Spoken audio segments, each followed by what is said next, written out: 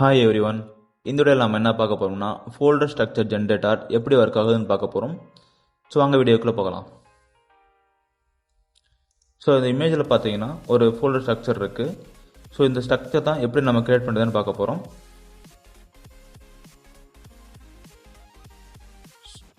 So நான் already இந்த folder போட்டு வச்சுருக்கேன். இந்த வந்து நான் ஜிப்பை தான் உங்களுக்கு கொடுத்துட்றேன். நீங்கள் வந்து என்னோடய வெப்சைட்டில் போய் நீங்கள் டவுன்லோட் பண்ணிக்கலாம். ஓகேங்களா, நான் கம்ப்ரஸ் பண்ணி உங்களுக்கு வந்து ஜிப் ஃபைலாக கொடுத்துட்றேன். நீங்கள் வந்து என்னோடய வெப்சைட்டில் இருக்கும், நீங்கள் போய் டவுன்லோட் பண்ணிக்கலாம். codeskit.in website name. ஸோ இந்த ஃபைல் ஓப்பன் பண்ணிங்கன்னா index.html இருக்கும், அதை ரன் பண்ணுங்கள். ஸோ அதில் பார்த்தீங்கன்னா இந்த மாதிரி ஒரு பேசிக்கான யூஏயில் வந்து ஒரு பேஜ் இருக்கும். இந்த பேஜில் பார்த்தீங்கன்னா ஆட் இது என்னென்ன இருக்குன்னு பார்த்தீங்கன்னா ப்ராஜெக்ட் நேம் என்டர் பண்ணுறதுக்கு ஒரு பாக்ஸ் இருக்கும், ஒரு root folder file name enter பண்ணுறதுக்கு ஒரு இன்புட் பாக்ஸ் இருக்கும், அப்புறம் add folder button, add file button, அப்புறம் அண்டு பட்டன், டவுன்லோட் பட்டன். இந்த அவ்வளோதான் ஆப்ஷன்ஸ் இருக்கும். ஸோ நீங்கள் என்ன பண்ணுறீங்கன்னா ஃபஸ்ட்டு உங்களுக்கு உங்களோட ப்ராஜெக்ட் என்ன ப்ராஜெக்ட்டோ அதுக்கு ஒரு நேம் கொடுத்துக்கோங்க. நான் வந்து பேசிக்ஸ் கொடுத்துக்கிறேன், பேசிக் ஃபோல்டர் ஸ்ட்ரக்சர். ஸோ அதுக்கப்புறம் இன்புட் பாக்ஸில் வந்து நீங்கள் வந்து ஒரு வெப்சைட் டெவலப் பண்ணுறீங்கன்னா வெப்சைட்டுக்கு வந்து ஒரு மெயினாக வந்து என்ன இருக்கும், ஒரு மெயினான ரூட் ஃபோல்டர் இருக்கும் வெப்சைட்டுக்கு. ஓகேங்களா, ஸோ அதனால் நான் அந்த மெயின் ஃபைலுக்கு வந்து ரூட்னு கொடுத்துக்கிறேன். ரூட் கொடுத்து அந்த ஒரு ஃபோல்டர் கிரியேட் பண்ணிக்கிறேன். ஓகேங்களா, இப்போ வந்து அந்த ரூட் ஃபோல்டருக்குள்ளே தான் மற்ற எல்லா ஃபைல்ஸும் வரும். அது அசெட்ஸு, சிஎஸ்எஸ் ஃபோல்டர், அந்த மாதிரி எல்லா வெப்சைட்டுக்கு தேவையான எல்லா ஃபைல்ஸும் அதில் தான் வரும். ஸோ நான் ரூட் ஃபோல்டர் கிளிக் பண்ணிவிட்டு அதுக்கு ஒரு ஃபோல்டர் கிரியேட் பண்ணுறேன், அசெட்ஸ்னு. அசெட்ஸ்குள்ளே தான் அவங்க வந்து வெப்சைட்டோட எல்லாவோட டிசைன்ஸ், ஸ்கிரிப்ட் எல்லாம் உள்ள ஆட் பண்ணுற மாதிரி இருக்கும். ஓகேங்களா, இப்போ ஆட் பண்ணதுக்கப்புறம் பார்த்தீங்கன்னா ஒரு டேப் விட்டு ஒரு ஸ்ட்ரக்சர் பேஸில் அசெட்ஸ் கிரியேட் ஆயிடுச்சு. ஸோ அசெட்ஸ்குள்ளே என்னென்ன ஃபோல்டர் வரும்னா சிஎஸ்எஸ் ஃபோல்டர் யூஸ் பண்ணிக்கலாம், ஜேஎஸ் ஃபோல்டர் யூஸ் பண்ணலாம், ஸோ இமேஜ் ஃபோல்டர், ஒரு 3 ஃபோல்டர் கிரியேட் பண்ணியிருக்கேன். ஓகேங்களா, பார்த்தீங்கன்னா அசெட்ஸ் ஃபோல்டருக்குள்ளார சிஎஸ்எஸ், இமேஜ், ஜேஎஸ் யூஸ் பண்ணியிருக்கேன். ஸோ இப்போ அது ரூட்டை கிளிக் பண்ணிட்டு வேறு ஏதாச்சும் கிரியேட் பண்ணோம்னா மெயின் ஃபோல்டரே, மெயின் ஸ்ட்ரக்சர் ரூட்லேயே வேணும்னா உங்களுக்கு வேணும்னா அதை கிளிக் பண்ணிட்டு நான் ஒரு அட்மின் ஃபோல்டர் கிரியேட் பண்ணிக்கிறேன். பார்த்தீங்கன்னா அட்மின் ஃபோல்டர் ரூட்குள்ளே வந்துருச்சு. ஸோ அசெட்ஸ் கிளிக் பண்ணி பண்ணால் அசெட்ஸ்குள்ளே கிரியேட் ஆகும், ரூட்டை கிளிக் பண்ணி பண்ணால் ரூட்டில் கிரியேட் ஆகும். ஸோ உங்களுக்கு எங்கே வேணுமோ அதை அந்த ஃபோல்டர் கிளிக் பண்ணி அதில் கிரியேட் பண்ணிக்கலாம் நீங்கள். ஸோ இப்போ அசெட்ஸில் இன்னொரு ஃபோல்டர் ஆட் பண்ணுற பாருங்க, அசெட் கிளிக் பண்ணிட்டேன், அதில் இன்னொரு ஃபோல்டர் ஆட் பண்ணுறேன், ஃபாண்ட்ஸ். பார்த்தீங்கன்னா ஆட் ஆயிடுச்சு. ஸோ இப்போ சிஎஸ்எஸ் ஆட் பண்ணலாம். சிஎஸ்எஸ் ஃபோல்டர் கிளிக் பண்ணிவிட்டு அதில் வந்து ஸ்டைல்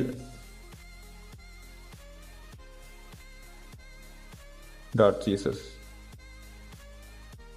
ஓகேங்களா, இப்போ ஃபோல்டர் கொடுத்தா ஃபைல் தான் கிரியேட் பண்ண போகிறோம். நான் ஆட் ஃபைல் கிளிக் பண்ணுறேன். பார்த்தீங்கன்னா சிஎஸ்எஸ் ஃபோல்டருக்குள்ளே சிஎஸ்எஸ் ஓப்பன் ஆயிடுச்சு. ஸோ அதே மாதிரி இமேஜில் ஒரு இமேஜ் ஆட் பண்ணுறேன், logo.png. ஸோ இதுவும் ஃபைல் தான் ஆட் பண்ணிட்டேன். ஸோ இன்னொரு இமேஜ் ஆட் பண்ணோம்னா banner.jpg.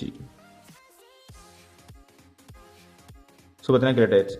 அதே மாதிரி ஜாவாஸ்கிரிப்டில் ஒரு இன்னொரு ஃபைல் கிரியேட் பண்ணுறேன், script.js. பார்த்தீங்கன்னா ஒரு ஆட் பண்ண ஒரு ஸ்ட்ரக்சர் பேஸில் வந்துகிட்டே இருக்குது. ஸோ இப்போ வந்து அசெட்ஸ் ஃபோல்டர்லாம் ஆட் பண்ணியாச்சு. ஸோ ரூட் ஃபோல்டர் இன்னொரு ஃபோல்டர் ஆட் பண்ணுறேன், அதாவது பேஜஸ்னு ஒரு ஃபோல்டர் ஆட் பண்ணுறேன். அந்த பேஜஸில் அடிஷ்னலாக ஏதாச்சும் பேஜஸ் இருந்துச்சுன்னா அந்த ஃபோல்டர்ஸில் அதை ஆட் பண்ணிக்கலாம்.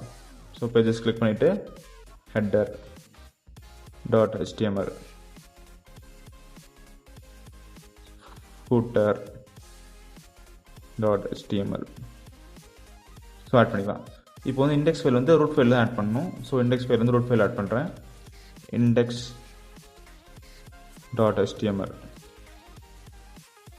ஸோ ரூட் ஃபைலில் வேறு என்ன ஃபைல்ஸில் வரும்னா .env ஃபைல் வரும். ஸோ இப்போ நீங்கள் லாராவல், எக்ஸ்ப்ரோஜேஸ் இந்த மாதிரி ப்ராஜெக்ட் பெரிய பெரிய நோட் ப்ராஜெக்ட் யூஸ் பண்ணுறப்போ அதில் env ஃபைல் ஆட் ஆகும். ஸோ அதை இதில் ஆட் பண்ணிக்கலாம். ஸோ HTXS ஃபைல் எல்லா வெப்சைட்லேயும் வரும், யூஸ் பண்ணிக்கலாம். ஸோ .htxs ஃபைல் ஆட் பண்ணிட்டேன்.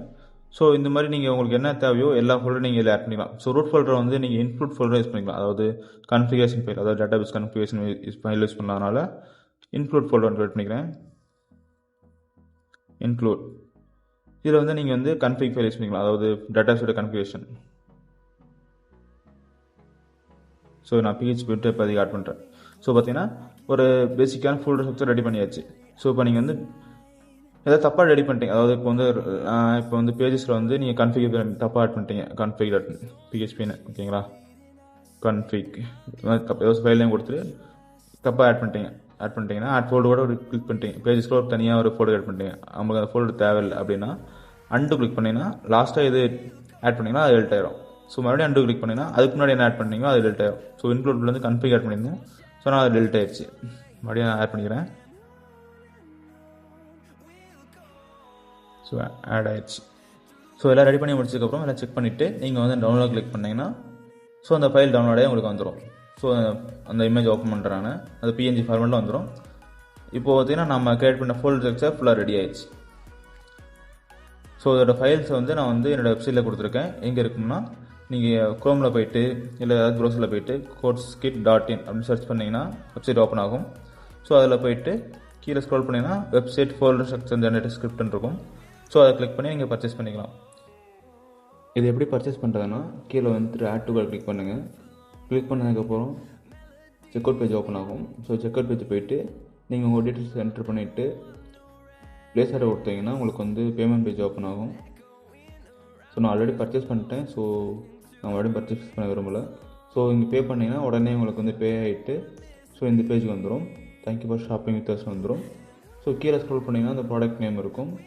ஸோ இங்கே வந்து ப்ராடக்ட் ஃபைல் இருக்குது, இதை கிளிக் பண்ணி நீங்கள் டவுன்லோட் பண்ணிக்கலாம். ஸோ இதில் பண்ணினாலும் உங்களுக்கு மெயிலும் வந்துருக்கும். மெயில் போய் செக் பண்ணி பார்த்தாலும் மெயிலையும் ஆப்ஷன் இருக்கும், நீங்கள் மெயிலையும் போய் டவுன்லோட் பண்ணிக்கலாம். ஓகேங்களா? ஸோ இந்த ஃபைல் டவுன்லோட் ஆகிடுச்சு. பார்த்தீங்கன்னா மெயில் ஆர்டர்ஸ் கம்ப்ளீட் வந்துருச்சு. Mail thank you for shopping with us சொல்லி வந்திருக்கும். ஸோ நீங்கள் இதை கிளிக் பண்ணி நீங்கள் டவுன்லோட் பண்ணிக்கலாம். ஓகேங்களா? டவுன்லோட் கிளிக் பண்ணிங்கன்னா சேம் ஃபைல் அங்கேயும் இருக்கும். ஸோ அது டவுன்லோட் ஆகிடும். பார்த்தீங்கன்னா டவுன்லோட் ஆகிடுச்சு. 2 டைம் இருக்குது. இதை கிளிக் பண்ணால் உள்ள ஃபைல்ஸ் இருக்கும். So run பண்ணாகும். ஸோ இப்போ வந்து நம்ம ஜிப் ஃபைல் இருக்கனால அது ஃபோல்டர் கிரியேட் ஆகாது. நீங்கள் அன்ஜிப் பண்ணிவிட்டு அதை யூஸ் பண்ணிங்கன்னா அது ஒர்க் ஆகும். உங்களுக்கு எல்லாம் உங்களுக்கு புரிஞ்சிருக்குன்னு நினைக்கிறேன். ஏதாவது டவுட் இருந்ததுன்னா கீழே கமெண்ட்டை மென்ஷன் பண்ணுங்கள், நான் வந்து கமெண்ட்டை பார்த்துட்டு ரிப்ளை பண்ணுறேன். ஸோ இந்த வீடியோ பிடிச்சிருந்தா லைக் பண்ணுங்கள், ஷேர் பண்ணுங்கள், மறக்காமல் கோட்ஸ்கிட் சேனலை சப்ஸ்கிரைப் பண்ணிக்கோங்க. ஃப்யூச்சரில் நிறையா ப்ராடக்ட் அப்லோட் பண்ணுவேன். ஸோ வேணுங்கிறவங்க வந்து வெப்சைட் லாகின் பண்ணி பார்த்து ப்ராடக்ட்டை பர்ச்சேஸ் பண்ணிக்கோங்க. தேங்க்யூ.